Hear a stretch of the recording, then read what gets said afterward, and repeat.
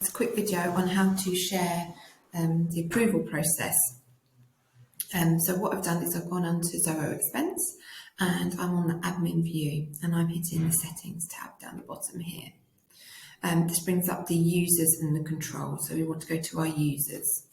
Now in this users section, we can see we have two users, but the submits to is blank. We need to hit on edit. By clicking edit, we can hop down to submits to or approves and forwards to.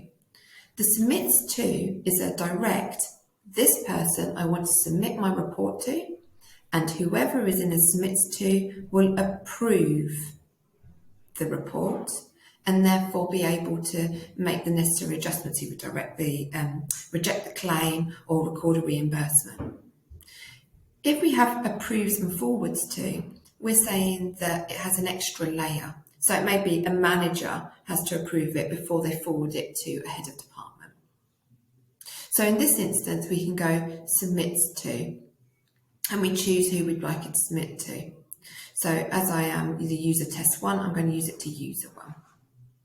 There are these additional criteria that you can use where you can say only if the amount exceeds. So for instance, if it's above a certain limit, you may want 2 pairs of eyes to look at it. So I would recommend here that if it approves and forwards to.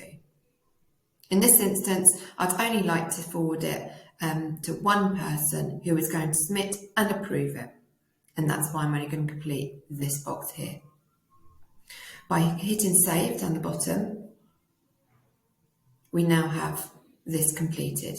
And when all of these are completed, we know that the settings are complete.